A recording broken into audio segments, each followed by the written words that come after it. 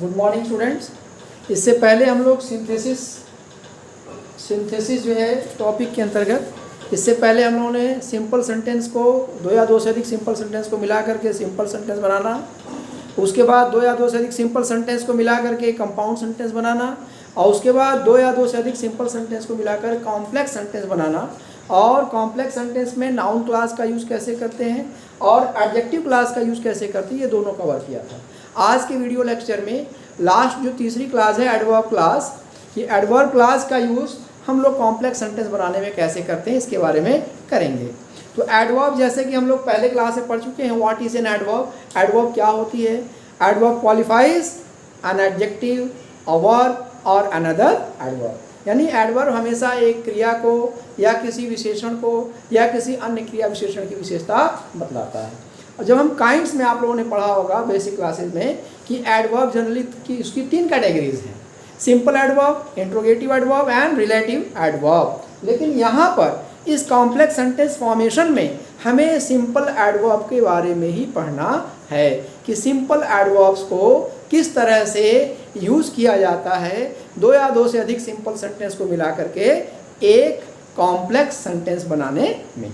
आइए हम लोग देखते हैं एडवर्ब क्लास में जो सिंपल एडवर्ब्स हैं उसमें सबसे पहला है simple adverb of purpose. Purpose का मतलब होता है उद्देश्य, एम, ऑब्जेक्टिव, गोल। कि आपका उद्देश्य क्या है, आपका एम क्या है, आपका ऑब्जेक्टिव क्या है। इसमें सामान्यतः so that, in order that, lest या दैट का प्रयोग किया जाता है। यहाँ याद रखना कि जो लेस्ट वर्ड है LEST, ये जो लेस्ट वर्ड है ये नेगेटिव सेंस में यूज किया जाता है। इसका अर्थ नकारात्मक होता है, नेगेटिव होता है।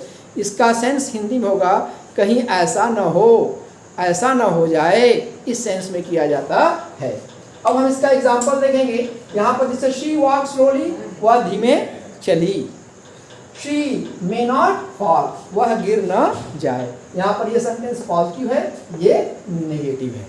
अब देखिए यहाँ पर हम इसको मिला रहे हैं। शी वॉक स्लोली, वह धीमे चली। लेस्ट शी शुड फॉल, वह गिर न जाए।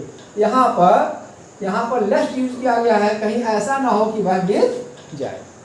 इस तरह से इस सेंटेंस में हमने लेस्ट का यूज नेगेटिव सेंटेंस में किया है। दूसरा है simple adverb of effect and result. यानी ऐसी सिंपल एडवर्ब जिससे प्रभाव के बारे में, आउटकम के बारे में और परिणाम के बारे में बोध हो। इसमें so that, such that, that, so, as का प्रयोग किया जाता है। यहाँ पर देखिए सेंटेंस एग्जांपल देखेंगे। ही रैन वेरी फास्ट, वह बहुत तेज दौड़ा। ही फेल डाउन, वह गिर गया। काम क्या हुआ? रैन वेरी फास्ट, बहुत तेज दौड़ा। और इसका रिजल्ट क्या आया, आउटकम क्या आया? गिर जाना। अब इसको हम मिलाएंगे। He ran so fast that he fell down. यहाँ पर सो दैट का यूज किया गया है, so that. He ran so fast, वह इतना तेज दौड़ा, दैट ही फेल डाउन, कि वह गिर गया। रिजल्ट, दौड़, काम क्या हो रहा है? रैन, दौड़ना, रैन फास्ट, तेज दौड़ा, और इसका रिजल्ट क्या हो रहा है? फेल डाउन, गिर जाना। तीसरा हमारा सिंपल एडवर्ब ऑफ टाइम है, जिससे समय के बारे में बोध होता है। इसमें when, while, till, until, before, after, as long as soon as और सिंस एक्सेट्रा का प्रयोग किया यहाँ पर किया जाता है। अब यहाँ एग्जांपल देखेंगे। पहला सेंटेंस है he found out his mistake, उसने अपनी गलती ढूंढ ली, उसको अपनी गलती पता चल गई। और दूसरा sentence he was very sad, वह बहुत उदास हुआ, दुखी हुआ। अब इसको हमने मिलाया है, ही वॉज वेरी सैड, वह बहुत उदास हुआ। व्हेन, यहाँ व्हेन है जब, यहाँ जब के सेंस में हुआ है। टाइम के सेंस में he found out his mistake, जब उसको अपनी गलती पता चली। यहाँ व्हेन का यूज किया गया है, सिंपल एडवर्ब ऑफ टाइम की तरह से किया गया है। चौथा हमारा जो यूज है प्लेस, स्थान के रूप में सिंपल एडवर्ब ऑफ प्लेस के बारे में, स्थान में यहाँ पर वेयर और वेयर एवर का यूज किया जाता है। इससे स्थान का पता चलता है, जगह का पता चलता है। यहाँ एग्जांपल देखेंगे। वी रीच्ड आगरा, हम आगरा पहुँचे। वी सॉ द ताजमहल, हमने ताजमहल देखा। इन दोनों सेंटेंस को मिलाएंगे। वी रीच्ड आगरा, हम आगरा पहुँचे। वेयर वी सॉ द ताज, यहाँ पर हमने वेयर यूज किया गया है, ये प्लेस की तरह से यूज किया गया है, जहाँ की हमने ताजमहल को देखा। इस तरह से सिंपल एडवर्ब ऑफ प्लेस का यूज इसमें किया गया है। नेक्स्ट हमारा सिंपल एडवर्ब ऑफ रीजन है, जिसमें कारण प्रकट होता है। इसमें generally because, since, as, that इन सभी शब्दों का प्रयोग किया जाता है एज अ सबऑर्डिनेटिंग कंजंक्शन की तरह से। हम एग्जाम्पल देखेंगे। We could not buy a car, यहाँ पर काम क्या है? Could not buy a car, car नहीं खरीदना ये काम है। और दूसरा सेंटेंस, इट वाज कॉस्टली, यह कीमती थी। और इसमें रीजन क्या है? कार ना खरीद पाने का रीजन क्या है? कॉस्टली होना। इस तरह से एक में काम हो रहा है, दूसरे में उसका रिजल्ट दिखाई दे रहा है, इफेक्ट दिखाई दे रहा है। इसको हम मिलाएंगे। We could not buy a car, हम एक कार नहीं खरीद सके, बिकॉज यहाँ यूज किया गया। बिकॉज को रीजन की तरह से यूज किया गया, एडवर्ब ऑफ रीजन यूज किया यहाँ adverb. Because it was costly, क्योंकि यह महंगी थी। यहाँ बिकॉज क्या है? सिंपल एडवर्ब ऑफ रीजन की तरह से प्रयोग किया गया। नेक्स्ट हमारा है सिंपल एडवर्ब ऑफ कंडीशन, जिसमें शर्त होती है। इसमें हम जनरली इफ या प्रोवाइडेड का यूज करते हैं, अनलेस या in case of. Unless use किया जाता है नेगेटिव सेंस में, जिसका मतलब होता है नहीं तो, या जब तक कि, इस सेंस में नेगेटिव सेंस में यूज किया जाता है। यहाँ एग्जांपल देखेंगे। यू मस्ट ट्राई अगेन, तुम्हें दोबारा कोशिश करनी चाहिए। You will find your aim of life, और तुम अपने जो है जिंदगी का मकसद पालोगे। अब यहाँ मिला रहे हैं, तो यू विल नॉट, यहाँ पर नॉट यूज किया गया। You will not find your aim of life unless you try again, यहाँ अनलेस यूज किया गया और अनलेस नेगेटिव सेंस में यूज किया गया है। और ये दोनों सेंटेंस पॉजिटिव सेंटेंस थे, इसलिए यहाँ पर नॉट का यूज किया गया है, ताकि ये नेगेटिव और ये नेगेटिव, दो नेगेटिव मिलकर के पॉजिटिव बना दें। Means negative into negative equal to positive, यानी दो नेगेटिव सेंटेंस मिलकर के एक पॉजिटिव आइडियाज को बना देंगे। यहाँ पे वही किया गया है, नॉट यूज किया गया, यहाँ अनलेस भी नेगेटिव यूज किया गया। ये नेगेटिव मिलकर यहाँ आज आइडिया को पॉजिटिव बना देंगे। यानी you will not find your aim of life, जब भी अनलेस यूज करेंगे तो ध्यान देंगे नेगेटिव रहना चाहिए sense. You will not find your aim of life, तुम अपने जिंदगी का मकसद नहीं हासिल कर सकते अनलेस, जब तक कि यू ट्राई अगेन, तुम दोबारा कोशिश न करो। अब यहाँ पर दूसरा अगला जो है simple adverb of comparison. Comparison करते हैं तुलना करना। इसमें generally than, as, so as का प्रयोग किया जाता है। जैसे यहाँ पर है आई लाइक मिल्क, मुझे दूध पसंद है। आई लाइक कॉफ़ी इक्वली, मुझे उतना ही कॉफ़ी भी पसंद है।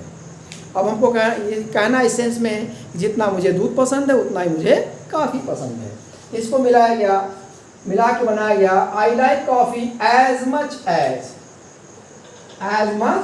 उतना ही जितना कि, मुझे कॉफ़ी उतना ही पसंद है जितना कि मुझे दूध पसंद है। I like coffee as much as I like milk. In the same way अगला हमारा है सिंपल एडवर्ब ऑफ कंट्रास्ट और कंसेशन। कंट्रास्ट मीन्स होता है एक का दूसरे का थोड़ा अपोजिट, विरोधाभास हो। एक का दूसरे में, जैसे एक हाई है तो एक लो है, एक डे है तो एक नाइट है, इस तरह से कंट्रास्ट हो आपस में। और इसमें अपोजिट आइडियाज हो। इसमें जो वर्ड आल्दो, दो, even if, however, yet, still, ये सब वर्ड यूज किए जाते हैं। यहाँ पर देखें ही इज रिच, वह अमीर है। ही इज माइजर, वह कंजूस है।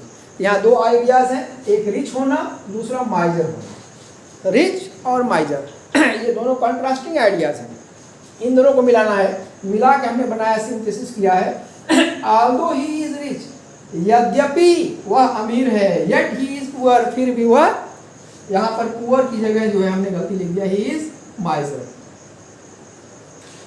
फिर भी वह क्या है? कंजूस है। इस तरह से यहाँ पे आल्दो और येट कॉम्बिनेशन यूज किया गया है।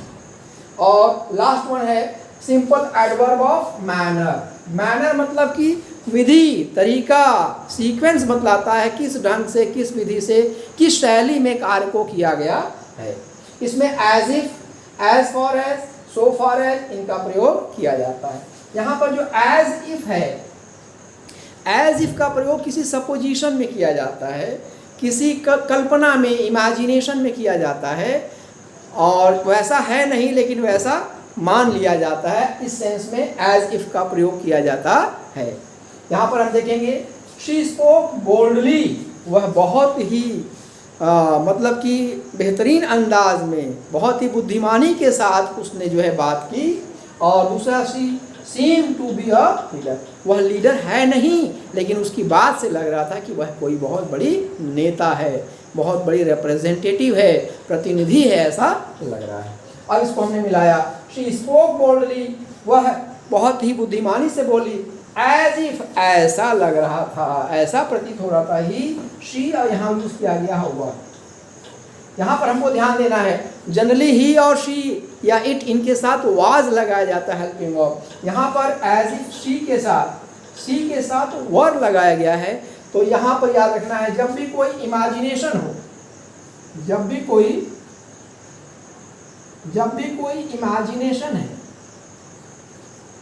इमेजिनेशन, तो उसके साथ ही हो, शी हो, इट हो, इनके साथ हमेशा वाज नहीं यूज करेंगे, बल्कि वर यूज करेंगे, ये याद रखना है। इस तरह से हमने इसको मिला करके बनाया।